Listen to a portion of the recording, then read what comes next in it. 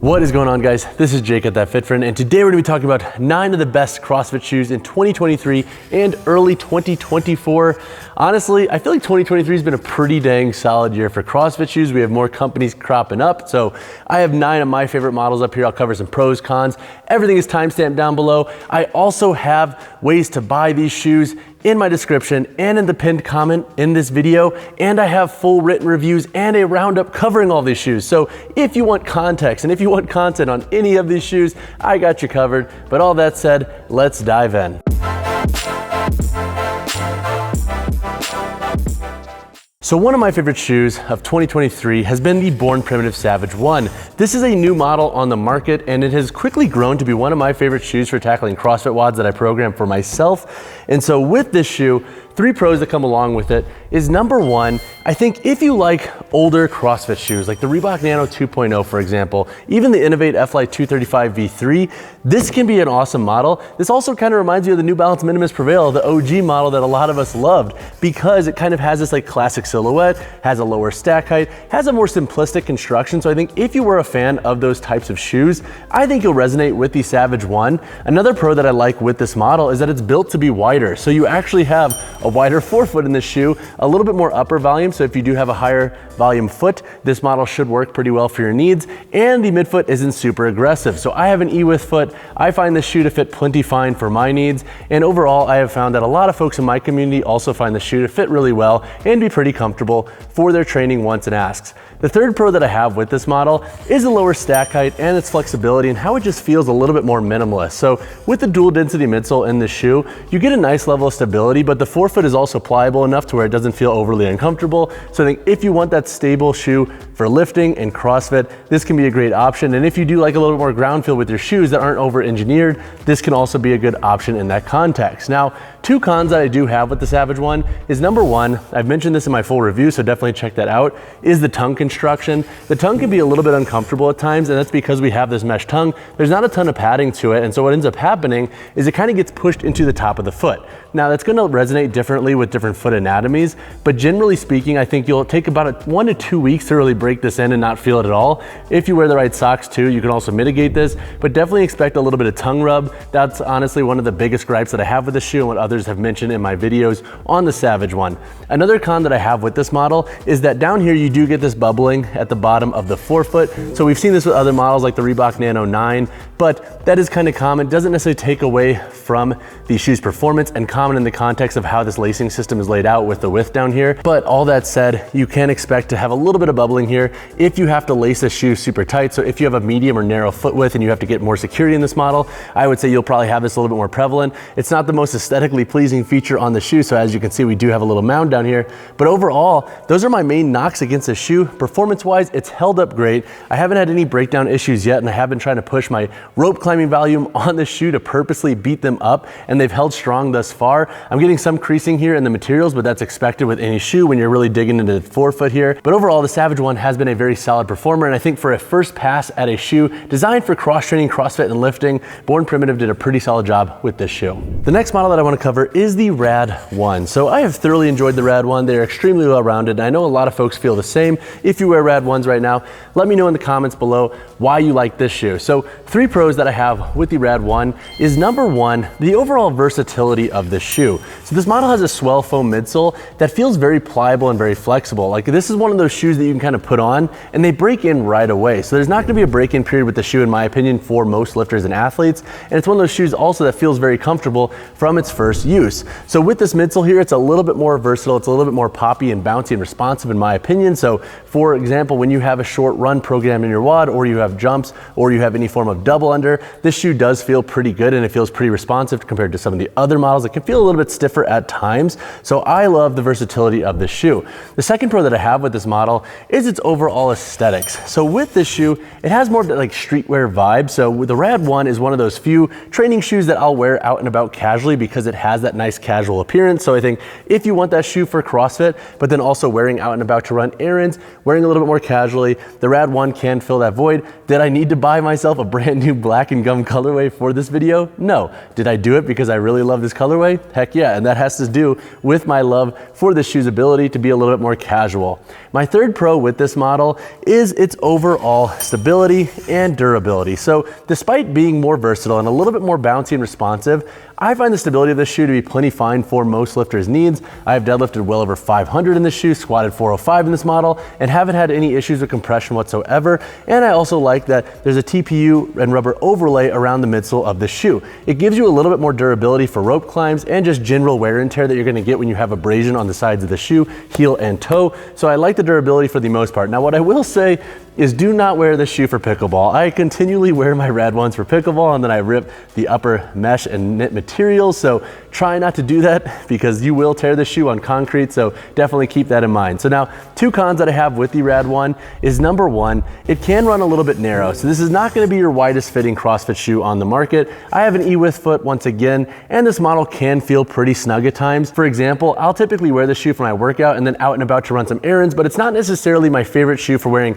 all day, so for like 12, 14 hours. So that is one gripe that I have with this model. It'd be really cool to see Rad roll out a wide option in the shoe, in my opinion. It would just give you more range with foot anatomies. The second con that I have with this shoe is that it can be kind of hard to get, which can be kind of problematic. Now, Rogue Fitness does keep a pretty good stock on these, I've learned, and that's where I typically buy my models from, but if you do want those limited drops, it can kind of be a pain trying to keep an eye on that, and then also at a price of $150, which is kind of the standard these days for most premium CrossFit shoes. This model will be a little bit more expensive. I believe I paid like $169 with tax for my last pair, aka this pair, so you can expect to pay a little bit more for this shoe. Now that's why I will say, if price point is an issue for you, definitely try to limit your wear in this shoe for more casual context and then just training versus wearing them out and about all day and wearing them in inclement weather, because that can break them down a little bit quicker. But overall, my cons on this shoe really revolve around fit, and then also the fact that they are a tiny bit more expensive and tough to get, but overall the Rad 1 is a very consistent and solid shoe. The third model that I want to cover is the Strike Movement Haze Trainer. Now the Haze Trainer is what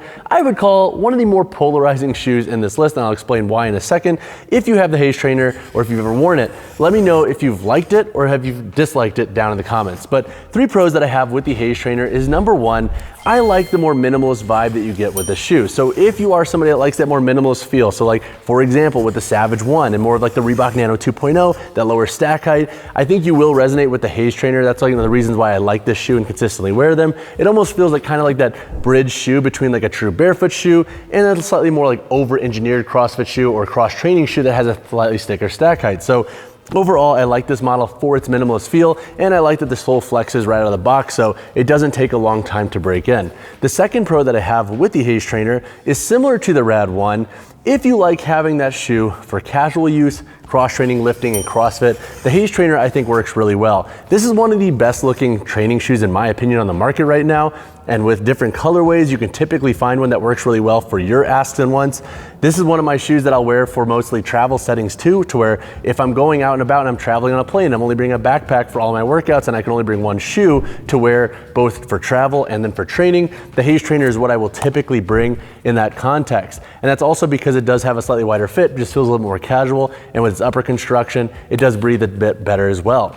My third pro with this model is that if you are somebody who wants that shoe that has a slightly more low profile feel to it and a decently breathable upper, this model can be a good option to look into. So with this model, you do have a pretty aggressive tongue gusset, and so if you have like that medium to lower volume foot, I think this shoe will fit your foot like a glove, and that's one of the reasons why I like this model. And I also like that it has like this more medium width, so it doesn't feel super narrow, but it also doesn't feel so wide that I'm swimming in it. It's kind of like that happy medium between those two, especially for like D and E width feet. Now, a couple of cons that I have with the Haze Trainer is number one, with that low tongue gusset, I think for some foot anatomies, especially higher arches and really thick feet, this model can feel just way too snug. That's often one of the complaints that I get on my Haze Trainer content, is that this tongue gusset can be very uncomfortable. Even if you loosen it up, you're not necessarily gonna have enough room. So if that is your foot anatomy, definitely steer clear, or at least consider the Haze Trainer's fit before you invest in them. And the second con that I have with the Haze Trainer is The return process is not the best when you buy through Strike Movement. So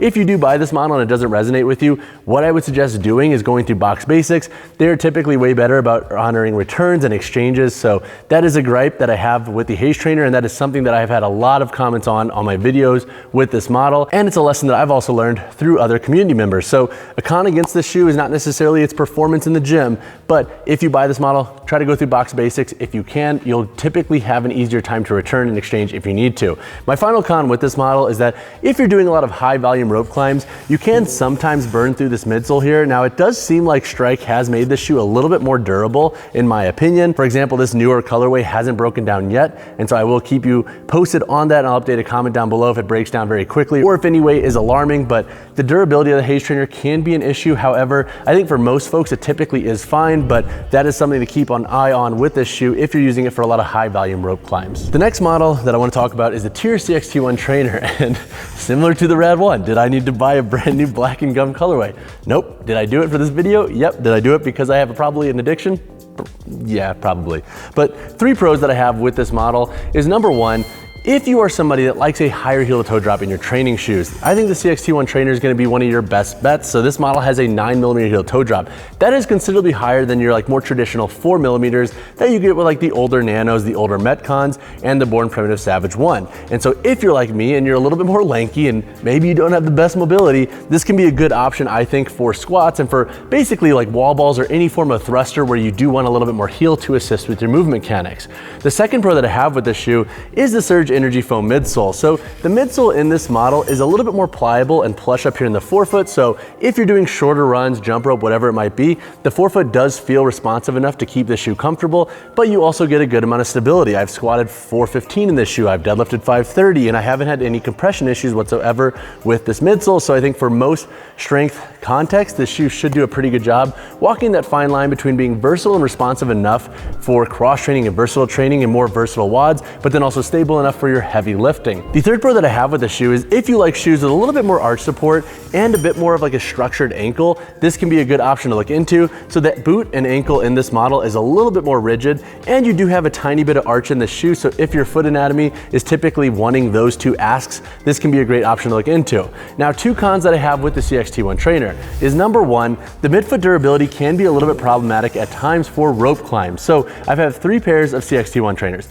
One of them I blew out right away with this rubber here. It basically broke when I was doing my 3rd rope climb. My 2nd pair is still standing strong, and obviously this 3rd pair, it's brand new. I still need to test, but I will have another 3rd data point to update in my review content on this shoe. But that is definitely something to keep an eye on because other community members have mentioned that as well. The second con that I have with the shoe is that if you are somebody that wants that lower heel to toe drop, steer clear of this model, because with that 9mm drop, you're gonna have a lot more heel in this shoe. And so while I think it could be great for certain contexts and certain athletes, it's not necessarily gonna resonate with everybody, especially for my folks out there who do love more minimalist shoes. Now, another con worth mentioning in this model is that it did typically run a little bit narrow, but now TYR has rolled out a wide option. So this is the wide shoe, and honestly, it does fit pretty good for my E-width foot. So I don't want to necessarily knock this shoe entirely for its width because they now have a wide option. Thank you, TYR, for offering that. But if you have a double E-width foot or you need more room and less taper in your toe box, definitely consider that, because even this shoe's width,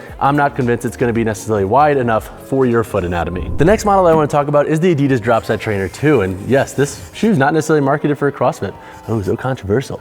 But 3 pros that I have with the Dropset Trainer 2. And do keep in mind, this model is not marketed for CrossFit. However, I do think it can work in those contexts, and my model is still standing strong. So I wanted to feature it in this because it's been an exceptional shoe thus far. So 3 pros with this model is number 1, I think if you like a shoe that has a much heavier lifting bias towards its construction, this can be a great option. You don't get a ton of toe spring in this shoe, so it does have a flatter sole, and you have a nice dual density midsole. So the sole up here in the forefoot, or midsole in the forefoot for that matter, is a little bit more pliable and plush and responsive, but then back here in the heel, it's a lot more stable. So for your heavier sessions, this model shouldn't have any issues. And now that said, despite having a slightly more responsive forefoot with the lower stack height in this shoe, you get a nice stability nonetheless. The second pro that I have with this shoe is its breathability and just how lightweight it feels. So this model has a nice breathability through its upper construction up here, so with its mesh and textile upper, and then you also have this ventilated break in the midsole down here. So if you like a lot of breathability in your shoes and you work out in hotter CrossFit boxes,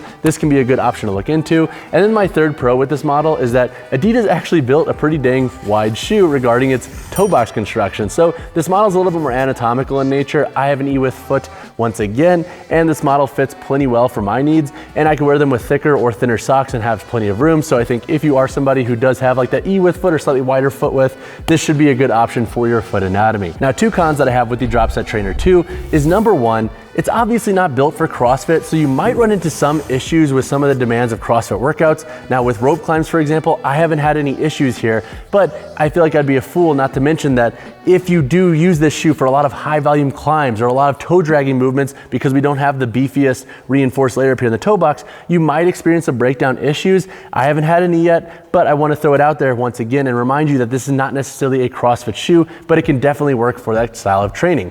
The second con that I have with this model is if you have a flatter foot, you might not necessarily like this medial sidewall here. It can feel a tiny bit aggressive at times. It didn't necessarily bother me, but if you do have a wider flat foot and you typically have to battle midfoots in your shoes and you don't align with models like the Metcon or the Reebok Nano X3, I would say you might want to steer clear of the Dropset Trainer 2 or buy them through an outlet where you can try them on and return them just in the event they don't fit well. Overall though, I've been stoked on the Dropset Trainer 2, and if you've worn this model for CrossFit workouts, let me know in the comments below. How have they done for you? Because I am really curious how the durability of the shoe has held up for other athletes using them in this vertical. The next model I want to talk about is the Reebok Nano X3. So the Nano X3 I feel like has been a generally liked shoe this year. I feel like the Nano X1 and Nano X2 were a lot more polarizing. I honestly didn't love the Nano X2 for CrossFit, and I had a couple mean comments when I had featured that one in my last video, and I forget the user profiles, but I'm pretty sure they probably unsubscribed from me after that. But all that said, I have enjoyed the Nano X3 for CrossFit, and three pros that come along with this model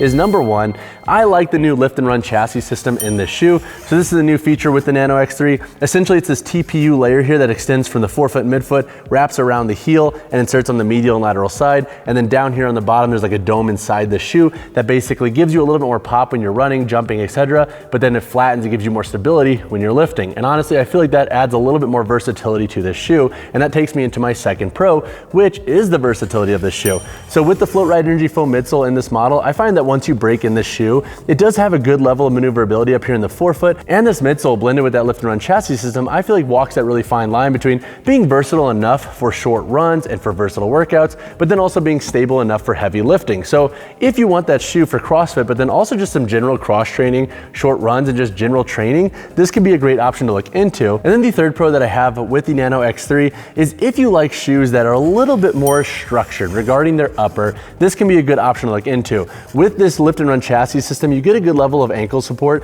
and then you also have a slightly like heavier midfoot and forefoot material. So if you like a little bit more beef on your shoes and a little bit of a heavier shoe at that, this can be a good option to explore and look into. So two cons that I have with the Nano X3 is, while it is a shoe that I think can work for wider feet, and for my E-width foot the shoe works, I think it can fall short for certain foot anatomy. So for example, if you have a double E-width foot, this is not going to be as wide as some of the older Reebok Nanos, so like the Nano 8, 2.0, etc. And on that note, you might want to look into the Reebok Nano 2.0 because they did bring that back, and there still is stock on that shoe, and it is a little bit wider in the toe box regarding how it's tapered and how it actually has a rounded toe box compared to like this more athletic taper here in the Nano X3. Another sizing and fit issue that you can have with this model is that the midfoot here can feel pretty aggressive, and if you don't like any form of arch support or if you have a flatter midfoot, that would be a reason to steer clear of the Nano X3 as well. Now the second con that I have with this shoe is the durability can be a little bit shoddy at times up here with the midsole at the forefoot. So I've had one of my shoes, for example, start to lip, and I'm actually starting to have a little bit of breakdown here with the lift and run chassis system. I actually lost part of my plastic here, and now it hasn't had any issues that are really detrimental to the performance of the shoe, but it is something I'm keeping an eye on because I don't want this to start lipping one workout and then end up like tripping me up and whatnot. So if you're using this shoe for a lot of lateral work or outdoor work, keep an eye on that. That can be something that can be problematic at times in this model. And then also, speaking of durability, and I do want to mention this because I have seen some folks in my community talk about this, is sometimes the midsole here can lip away, or the outsole at that can lip away when rope climbing.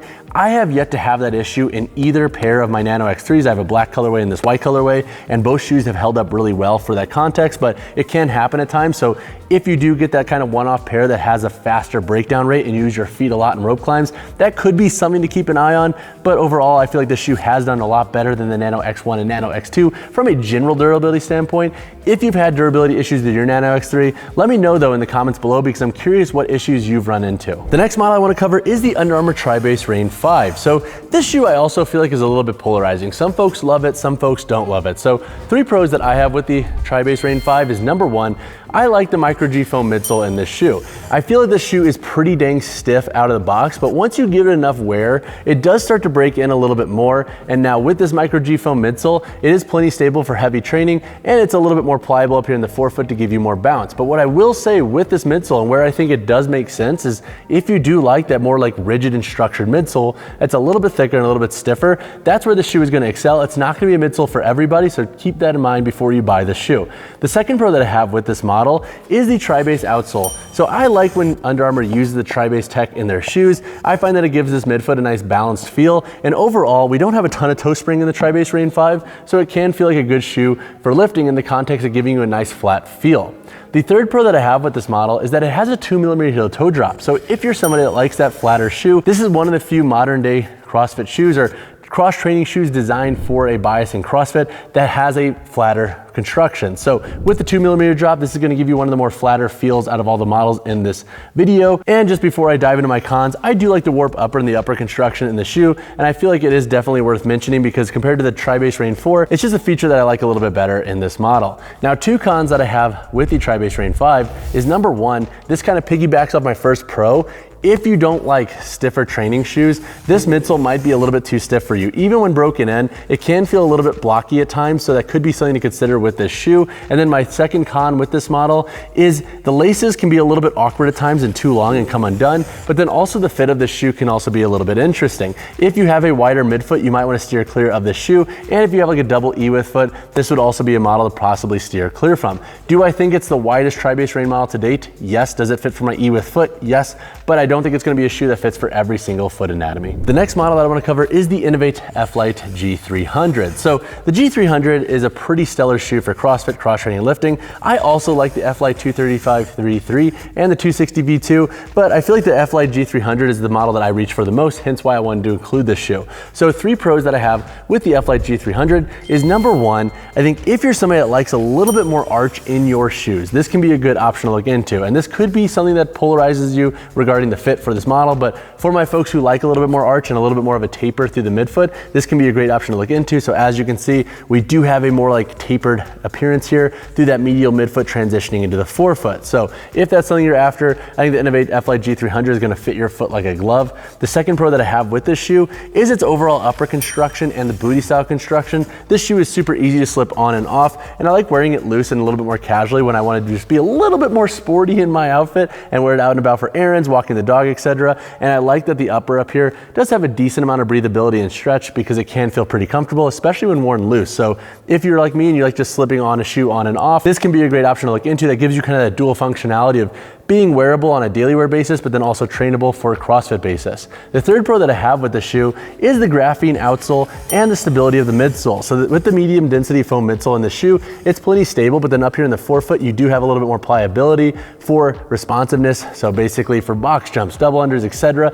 Anything where you're gonna be doing a short run, for example, too, this can feel pretty comfortable. And then with this midsole, you can train heavy in this model without a ton of compression issues. Now I will say this model does have a good amount of toe spring, so that might be a turnoff for some, but overall the shoe has performed pretty stellar for my lifting needs. Now 2 cons that I have with the F-Lite G300 is if you are somebody who has a wider foot, especially through the midfoot, or you have a high volume foot, you might not like the TPU midfoot cage here. It can dig in at times into your foot anatomy, so it would definitely be something to consider if you align with that type of foot anatomy. So this midfoot cage can once again be a little bit polarizing at times. And then the second con that I have with this shoe is it's not going to be the best option for wide feet. So if you need a shoe with a less aggressive medial midfoot, steer clear of this model. This is gonna be something that I think is gonna bother you right away. You might wanna look into a model like the 235 V3. It's a little bit more minimalist, a little bit more pliable through the midfoot and flat, so that would definitely be something to consider with the shoe. Overall though, the F-Lite G300 is a pretty consistent model. It's not necessarily my favorite shoe, but I do think there are some contexts where I think this shoe makes a lot of sense, especially in the context of certain fit asks. The final shoe that I'm gonna discuss is the Nike Metcon 9. Now, if you've watched my reviews on this shoe, I am not the biggest fan of this model, but I wanted to include it because I know a lot of folks are going to use it for CrossFit, and there are some things to like about this shoe. And so that said, 3 pros that I have with this model is number 1, I like that Nike actually widened this shoe a little bit. So I think for the first time ever, we do have an anatomical toe box in a Nike shoe, which is really new for the Nike Metcon line that is pretty notorious for being a little bit more athletic fitting in nature and a little bit more like medium width bias. With this model, I think that if you do have a slightly wider foot, you'll have a better time fitting into the shoe and accommodating toe splay when lifting. The second pro that I have with this shoe is the dual density midsole. So the midsole in this shoe, I think, does a pretty good job at giving you enough responsiveness through the forefoot to keep the shoe bouncy and responsive, but also enough stability to train heavy in. So with the dual density midsole, you get a little bit more of a pliable and plush feel here in the internal part of the shoe, and then towards the outside of the shoe, it's a little bit more dense. The third pro that I have with this model is the reworked upper construction. Now, this is also a con, and I'll talk about why in a second, but with the mesh and haptic overlays, I think the mesh in this shoe is going to be a little bit more durable than the Metcon 7's mesh that could have ripping issues, and the Metcon 8 that could just feel a little bit too heavy at times. This model feels a little bit more breathable than the 8, which was a major gripe that I had with that shoe, with the synthetic overlays on the upper. Now, 3 cons that I have with the Nike Metcon 9. Number 1, this rope guard. It's so aggressive and so gaudy that I get the functionality and the idea behind it, but I feel like you don't rope climb that much in most CrossFit WODs as is. So to make this like such a big part of the shoe, it just gives it more bulk and it makes it a little bit gaudy in my opinion. And it also just gives it a very ugly appearance. This is not my favorite Nike Metcon at all for wearing out and about. And that's largely because of this rope guard. The second con that I have with this shoe is this construction down here at the medial midfoot is really interesting. I find that this shoe kind of collapses in, and I think that's because this material is not as dense as this part of the outsole. So you basically have this big aggressive break here through the midfoot and the medial side of the shoe. And what ends up happening, especially with like heavy unilateral work, this caves in. So if you typically have issues with your medial midfoot, for example, collapsing in not a normal and healthy way in the context of how you're training, this could be an issue. Also with this break here in the foam midsole, we are starting to see some folks report that this is breaking down during rope climb. So that's definitely going to be also a gripe that I have with this shoe to keep an eye on. The third con that I have with this model is the hyperlift insert. I get it in theory, it's to add more stability, but honestly, even though it's been brought back with its overall length and how much it takes up the heel of the shoe, it still feels clunky. So that's why I don't love the Nike Metcon 9, for example, for short runs, for versatile training. So I think similar to the Metcon 7 and 8, this model is not going to be your most versatile CrossFit shoe on the market. And I think there are far superior models that can kind of do it all and deliver a little bit more stability, responsiveness, and durability. And honestly, all 8 before this kind of do that. But I do know that the Nike Metcon 9 will work really well for some folks. It's just not my favorite Nike Metcon model to date, especially when you talk about like the 4 and 6, which have been extremely stellar. All right, guys, that wraps up my video covering the best CrossFit shoes in 2023 and 2024. I definitely have my top 2 or 3 picks that I typically keep in rotation a little bit more heavily, but I'm curious, what are your favorite shoes to do CrossFit workouts in, CrossFit WODs in, and just cross train in general? Let me know in the comments below. But all that said, these shoes out of here. I need to sleep. If you have any questions on any of these shoes, drop a comment down below or reach out to me personally, whichever you prefer. And as always, y'all, drop a like on the video, drop a subscribe to the channel. I'll see you in the next one.